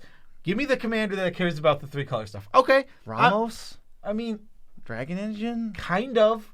You can build that deck, but then you have to just build with 3 color cards, and this is a 5 color card in your 3 color deck, which is weird. I don't know. This is terrible. There's like 1 deck in all of existence it goes in. I'll even say, fine in that deck. Terrible everywhere else. Forget it exists, and you'll just have less brain space taken up. Obnixilis the Adversary, 1 black-red for a 3 loyalty Obnixilis. Sorry, just Nixilis. He has Casualty X, and it copies himself, but the copy's not legendary and it is starting loyalty X. So if you play Obnixilis and sacrifice a 3/3, you will get a second Obnixilis, not legendary, starting loyalty at 3. His starting loyalty also at 3. +1. Each opponent loses 2 life unless they discard a card. If you control a demon or devil, you gain 2 life. -2. Create a 1/1 devil that dies into 1 damage. And -7. Target player draws 7 cards and loses 7 life. Now, Joe Terry's had this as an F. I'll give it a D. So how about that? But why? Because I think you can just play it and snipe the ultimate really quick. it just I doesn't. think there's ways to do that. Maybe, but I just feel like this card's not very good, and getting to the ultimate's really hard. See, I don't think it's that hard. You just stack a 7-drop. You just find some of those big, cheap dummies. Well, it's power. It's not just a 7. Yeah, I think it's easier than mana cost. Ugh, this card feels really bad. Maybe BZ's right, but I'm going to give it an F. I think this card, I would just avoid this at almost all costs. It's not great, for sure. Not great. I think this card is insane like everywhere else, but not in Commander. Yeah, I just don't know where I want to play this. Yeah, play in other formats. Don't play it in Standard. This just looks like one of the most back-breaking 3-mana walkers, like in a 1v1 format. It seems really... I don't look forward to like playing against this. No. I don't know if I have to, but like Pioneer, this is gonna like probably. you said, you can just sacrifice a 1-drop, get 2 of these, make a 1/1 devil with the original, and plus the or other just one. like plus. What are you supposed to do? You're just gonna take 4 damage because you can't discard your hand on turn 3. Yep. Then it's plus again, plus. What are you supposed to do? So this is a Commander review, BZ. F. D. You almost got me. I almost said F. All right, Obscura Ascendancy is next. This is the what is that? Esper. It's Esper. You pay Esper. No, it's Obscura. No, you pay Esper for an enchantment, and whenever you cast a spell, if its mana value is equal to 1 plus the number of soul counters on Obscura Ascendancy, put a soul counter on an Obscura Ascendancy, create a 2/2 spirit creature token with flying. As long as there are 5 or more soul counters on Obscura Ascendancy, spirits you control get +3/+3. Well, F. I mean, I don't... We're going to go 1-drop, then 2-drop, then 3-drop. What kind of weird world are we living in where this is the goal? We have a chain of Fs. Let's just get through them. They all stink. This also sucks. We got Obscura Charm. It's Esper for an instant. Choose 1. Return target multicolored permanent card with mana value 3 or less from your graveyard to the battlefield tapped. Counter an instant or sorcery, or destroy a creature or planeswalker with mana value 3 or less. Again, the top mode of returning something. If that was the worst mode, okay, we can cycle it reasonably. The other 2 modes are worse, so it's the best mode, so that makes the card just poopy overall. It's just an F. You can get every version of this better. Don't even bother. Up next is Obscura Interceptor 1 and a Esper. I don't know why Esper is not coming my creature, Cephalid Wizard, 3/1 flash, lifelink. When it enters the battlefield, it connives. When it connives this way, return up to 1 target spell to its owner's hand. F. What do we want this for? The most medium Venser you've ever seen. It is incredibly medium and incredibly Venser. Did you know that in every deck you can play that card in? You can also play Venser? Yeah, which is a much better Magic card. All right, let's go to an actual card. Agnes the Dragon's Lash. I was lying about the tap treasure thing. 1, Rakdos Hybrid, red, Gruul Hybrid. 3/3 haste. Whenever a creature you control with haste attacks, create a tapped treasure token. Obviously, this has to be tapped because this goes infinite with a ham sandwich, so it doesn't now. And in that case, it's like a D. It's just the most normal, fair thing, which is cool. There's some cool ways to give your whole team haste. It's very easy to do. So jam a bunch of stupid tokens in. They all replace themselves with treasures, and then go from there. See you next turn. It's Haste Commander. I think it's really cool as a commander, and I'm not interested in it otherwise. Next, we have Park Heights Pegasus, which is green-white for a 2/1 flying trample. Whenever it deals combat damage to a player, draw a card. If you had 2 or more creatures enter the battlefield this turn. C-. It can kind of draw cards reasonably. Yeah, it comes out early. It has flying. You can make 2 creatures on turn 3 pretty easy. Yeah, I think his card's reasonable. It's like okay. Maybe I might give it a D+. I was gonna say maybe I'll move it down to D+. This card's totally fine. It can draw cards, but it is in green-white. That opportunity cost, though. It's not a lot. Yeah, it's an opportunity cost card. But it does have trample on a 2/1. It does. Which is something. Not something you see every day. Esper for a 1/4 is Rafine, Scheming Seer, flying, ward 1. Whenever you attack, target attacking creature connives X, where X is the number of attacking creatures. I didn't even think connive was a numbered keyword, because wouldn't they have to say connive 1? Don't care. But you're going to get to attack for 3 things. Something connives 3 times, so if you draw 3 and discard 3 non-land permanents, it gets 3 counters, and every combination in between. Does it say connive X times? No, just connives X. Okay. I don't know. Then I thought maybe... I don't know. We don't have to solve that mystery right now, but I just don't think this card's that great. It's like a D. I mean, again, it's just a fine commander that just doesn't really do anything. Well, we have a second in command again. This one is Rigo, Streetwise Mentor, and it is green, white, Selesnya Hybrid, white, Azorius Hybrid for a legendary creature cat citizen. It doesn't cost anything. Actually, it does. I already read it. It's a 2/2, and when it enters the battlefield, with a shield counter on it. Whenever you attack a player or planeswalker with 1 or more creatures with power 1 or less, draw a card. So what makes this card kind of interesting is that if you have a lot of small creatures, you can kind of like in some sort of like, I think of, it's very similar. Remember, who's the guy who whenever an opponent takes damage, that the player draws a card? Something of trust. Edric. Yeah, I think of that card. Very similar to that, but they don't have to deal damage here. You just can swing them in. You can swing at 3 players. If there's a planeswalker, swing at a planeswalker. Draw. You can draw up to like, if there's a planeswalker, if there's like 10 planeswalkers in that field, you can draw 10 cards. It's pretty crazy. It's really weird that you can, at least you get 3 1/1s. They die because they're going to attack into nobody. They attack into each opponent, and you draw 3, and then they just die. And that's fine because I just drew 3 cards. He's mostly good as a commander by himself. I'm going to give this a C-. It does good things, and it is passable, but it only is for 1 power creatures. Those are tiny or creatures. Zeros. It's like good in arcades. Yeah, exactly. It fits in certain decks for sure, and it's going to be good in some strategies, but not a ton. All right, Riveteer's Ascendancy is not an F, so stay tuned. Jund for an enchantment. Whenever you sacrifice a creature, you may return target creature card with lesser mana value from your graveyard to the battlefield tapped.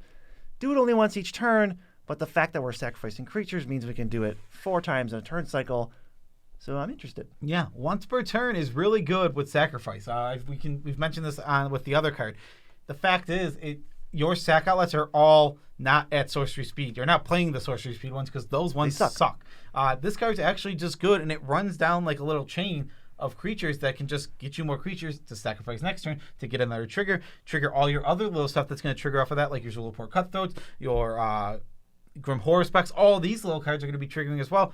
I'm going to give it a C. I think it's totally in the middle, but it is a good card. Add in a card that breaks the loop, and you can just keep looping the same crap over and over, like Phyrexian Delver. Oops, my 6-drop turns into that, which reanimates, my 8-drop, and then we can just start all over. Yeah, so yeah, definitely a good card. Up next is Riveteer Charm, and it kind of stinks again.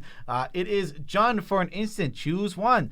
Target opponent sacrifices a creature or planeswalker they control with the highest mana value among creatures and planeswalkers they control. Exile the top 3 cards of your library until your next end step. You may play those cards. Yes, okay, I can read. And then exile target player's graveyard. What the heck? What's going on here? Man, I wish this said each opponent does that. I wish there was a Soul Shatter. Just give me a D- and let's move on, because this card is sad. Bummer. Scheming Fence. This is an artifact wall with Defender, or at least I wish it was. It's blue and a white for a 2/3 human citizen. As Scheming Fence enters the battlefield, you may choose a non-land permanent. Activated abilities of the chosen permanent can't be activated, and it has the activate abilities of it, except for loyalty, and you can spend mana as though or any color to activate. Okay, this card sucks so bad. It's an F. I don't even care. Like, I'm not going to read this more. I'm not even going to say any more analysis. It's terrible. Yes, I agree. Let's just move on. Tolo's Clever Conductor is the stupid mana cost, and I got 3 of them now. It is Azorius Hybrid, blue, Dimir Hybrid for a legendary creature, human rogue, 3/1. When it enters the battlefield, it connives. You know what that means. And whenever you discard 1 or more cards, exile them from your graveyard. When this dies, put the cards that were exiled this way back into your hand. That's pretty sweet. It's bag of holding. It's a bag of holding. This is like a D+. There's not a lot of decks for it, and it's very, very niche and specific. But it's going to play really good in the niche-specific decks it goes in. And stay tuned for when we grade it as Commander, because I bet it'll be a lot better when it's always doing the thing. Definitely a great Commander. That's a sick one. Let's go to Unleash the Inferno, 1 and a Jund for an instant. It deals 7 damage to target creature or planeswalker. Wow! When it deals excess damage, you destroy target artifact or enchantment an opponent controls with mana value less than or equal to that amount of excess damage. Man, it's close. It's close, but it really just is going to be destroy a creature, destroy an artifact or enchantment. That's your best case, because if you want to hit a big creature, then it's terrible, and if you want to hit a big artifact, then it's terrible. God, my hand started to hurt. That pretty much sums it up. Yeah, you would take him forever. I mean, also, I'm realizing now that the card was definitely over my thumb, so I'll have to fix it. So no one even saw that. No one even saw my thumb hanging like this the whole time. It just hurt my arm for no reason. Where did Joe's arm go? Yeah, why is he doing nothing? Why is his hand just off like this? All right, next is Void Rend, which is Esper for an instant. The spell can't be countered. Destroy target non-land permanent. B. Now we're talking. B+. This is a really good removal spell, but obviously it's an Esper, but it can't be countered, but it hits any non-land permanent. I'm in. B+, great card. Basically, an English I'm making for Esper. This is what Endless Detour wishes it could be. Absolutely. This card's very, very good. Zia Tora, the Incinerator. 3 and a Jund for a 6/6 legendary demon dragon with flying. I hope it says sacrifice on it. At the beginning of your end step, you may sacrifice another creature. Yes. Boom! When you do, it deals damage to that creature's power to any target, and you create 3 treasure tokens. All right, that's pretty good. It kind of just like sacrifice creature, kill a creature, make 3 treasures every turn. C+. The sacrifice deck, it's got so much in this set. Jund sacrifice, man, it's the most overdone thing, and they're like, no. Hold on, here's a whole other set of it. No, but I think so. You say Jund sacrifice is overdone, but it hasn't been good. Every Jund commander is Jund sacrifice. But what I'm saying is the only good one.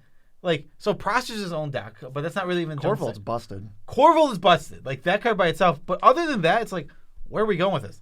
Give me this guy. I guess we're going here. Give me this guy. This guy's good. I like this. Let's give it a C+. Good card. Even outside of its own commander deck. Yeah. Because there's so many Jund sacrifice decks. I mean, how insane is this card in Corvold? It's at least 4 cards. Yeah, exactly. Next is Zatora's Envoy. It's 1 and a Jund for a Vashino Warrior 5/4 Trample. Whenever it deals combat damage to a player, look at the top card of your library. You may play a land from the top of your library or cast a spell with mana value less than the damage dealt by this creature, equal to its mana cost, obviously. If you don't, then you put that card in your hand. It's got Blitz for 2 and, Jund. This is totally fine. I mean, by totally fine, I mean like totally mediocre. I mean, it's totally fine. I mean, this reads. It says a lot of words, and it kind of can do stuff. It does draw cards. It does have the weird text for a Jund card of when this creature hits, draw a card. Yeah, Jund doesn't do that too much. Charnel Worm is like the last one I can think of. Charnel Horde Worm. Like usually they give all your creatures that. Like sometimes, like I think of Toski and I think of Ornn Frostfang. But yeah. This card just like no, I deal damage and I draw cards for you. Well, okay. That's a weirdo. D. Give it a D. I mean, this is totally fine, but it's the problem. So one of the weaknesses of multicolored cards is that the opportunity cost is much, much higher because it's competing with a lot more cards, and that's why they tend to get lower grades. Yep. Now seems like a great time to mention another A+ card. There's not too many A+s in this set, but I do want to say all the patrons who make this channel possible, absolutely A+. You shouldn't build a Nitpicking Nerds channel without patrons. Yeah. They're an auto-include. They are absolutely an auto-include. Thank you guys so much for supporting this channel. Your direct support helps keep this channel running month to month, and it lets us make daily content for over a year now. Over a year, and then a couple months from now, 8 months from now, it'll be over 2 years. That's insane to think about. Actually, like 10 months from now. But 10 months from now. If you can do, and then 22 months from now, it'll be 3 years. And then in 85 years, it'll be 85 years. Well, it'll be 80. Yeah. No, it'll be 86 because we've done it for one. That's true. That is. Okay. Getaway card. A real card. 3. No. Oh, no. 3 mana for a 4/3 haste vehicle. When it attacks or blocks, return up to 1 target creature that crewed it, as crew 1, to its owner's hand. You're like doing a weird flicker thing, but it has to attack, and when this attacks, it's probably just going to die because it's got 3 toughness, and it costs 3 mana, and it's just not great. So it's an F. Yeah, let's put it in the F and let's move on because we got a cool card that people like, but it isn't very good. It's Luxior Gidea's, whatever her name is, Gidea's Gift. 1 mana for legendary artifact equipment. Why does Elspeth keep getting cool weapons? Like seriously, it's like every set. What, did she drop the Shadow Spear? What happened? Okay, well let's just go through. The last 3 times we've seen Elspeth, she had Godsend, Shadow Spear, and Luxior. They're all named too. See, literally has had 3 legendary weapons in a row. Is it just like a meme at this point? It is now. Yeah, now that we've brought it up and now people are going to realize it. Okay, so equipped creature gets +1/+1 for each counter on it. Equipped permanent isn't a planeswalker, and it is a creature in addition to its other types. Equipped planeswalker 1. Equip 3. Cool. Really cool. One of the coolest cards in the whole entire set. This is just a D+. It's not fancy. It's not insane. It's not broken. But it is really cool. This is the Helm of the Host of the set. It's good with like exactly 1 magic card, in this case Devoted Druid. It's generally just not good at all. But it's super fun, and you can do some really cool stuff with it. I mean, I love making my planeswalkers into creatures. That's what I'm saying. It's cool. It is such a cool thing to do. Coolness A+, actual power level like a D minus, D plus. D plus. I think it does have the classic combo of devoted Druid. We love talking about that every set. It never gets old. It really never gets old. Let's go to Unlicensed Hearse. 2 mana for a star vehicle. Tap. Exile up to 2 target cards from a single graveyard. Its power and toughness are each equal to the number of cards exiled with it, and it crews 2. A playable vehicle. Do you want to know why? It's not a vehicle. It's just a graveyard hate thing that eventually becomes like, an 8/8 or a 10/10. It becomes a monster. It quickly becomes a monster, and that's the only thing I do like about this card is that you just keep exiling cards. And then it gets you somewhere. And then eventually it's a big giant vehicle. And another cool thing about this is because it is a vehicle, obviously, with all vehicles, they don't die to normal every board wipe. This isn't going away very easily. So what ends up happening is you're exiling graveyards, and then someone's got to play a board wipe because the board's too much. All of a sudden, you have a 12/12 attacker that can't be blocked by somebody. That is really just good. It's a C+. This isn't a broken card. It's not even like the best graveyard hate that we have. It's cool. I think there's homes for this, for sure. For sure, yeah. So we'll give it a C+ and move on to the best cards in the set, which are the Triomes, which are not named Triomes. We have Jetmir's Garden, Rafine's Tower, Spara's Headquarters, Xander's Lounge, and Zatora's Proving Ground. They have all 3 types, which means in the case of Jetmir Garden, for example, we have it's a mountain, it's a forest, it's a plains, which means it taps for all those colors of mana. It always enters tap, but you can pay 3 and cycle it. Talk about forcing to finish a cycle, because there's no cycling in the set except for on these cards. Yeah, really forced stuff. It's just kind of like how there was like 4 pathways in Kaldheim. But okay, these lands are amazing. They're absolutely A+, staples of like most of the decks. They actually go in, fix mana perfectly. The shard decks are just happy to have them. It's about time. Yeah, absolutely. I'm super happy to have these for every one of my decks. I can't wait to just get whichever ones I need and throw Hey, Wizards, finish some more cycles, please. Finish all the cycles. Can we get some dual lands with like types for the enemy colors, please? Can I just get the last of the swords, because I'm sick of waiting? No, they're going to make you wait a decade. Ugh, it's so painful. Like, we're going to get Double Masters, and then that's going to be a reprint set, right? Mm-hmm. So we got to wait for like Modern Masters 7? Ugh. I don't want to talk about that. Or Modern Horizons 7? Read the last card. Last card. There's only one more. It's Weird Fetch Lands is what we're calling the cycle. This is Maestro's Theater, for example. When it enters the battlefield, it's a land. Sacrifice it immediately. When you do, search your library for a basic island, swamp, or mountain, put it into play tapped, then shuffle, and you gain life. Budget? Sure. Anywhere else? Nah. It's like a D. Yeah. Totally fair. D. It's completely mediocre. Nothing to say. But I do like it. Why I give it a D is because even in if you don't have a lot of fetch lands and stuff, this is totally going to be solid for your landfall decks. And it's not a Grixis card. This can go in a mono red deck if you want. No color identity. Yeah, which is definitely good. It definitely improves these cards a lot. So yeah, they're meh, but passable. I figured they might have just redone the panoramas because they could have completed that cycle. Not that it needed completing. Panorama. They just kind of made them better. Panorama just made me think of the Gorilla song where they say panoramic view. Look, I make it all manageable. Great. Pick and choose. All right, New Capenna is actually a pretty cool set with a lot of nice cards. I really like the monocolored stuff. I think we got a lot of cool stuff for each color individually. Multicolored stuff's a little lacking. Riveteers got a lot of cool stuff though. I liked a lot of the Riveteer stuff. I also think Jetmir is just amazing. I'm thinking about building a Jetmir deck personally because I think he's gonna be an awesome commander. We did this set review for a couple other sets. We've done Kamigawa, we've done Crimson Vow, but most recently we've done Kamigawa, so you should check out that video. You've probably forgotten a lot of those cards anyway, and it's right here. It's just one click, and you skip around to the cards you like and see how we graded them. Click it right now. Peace out, Tribe Scouts.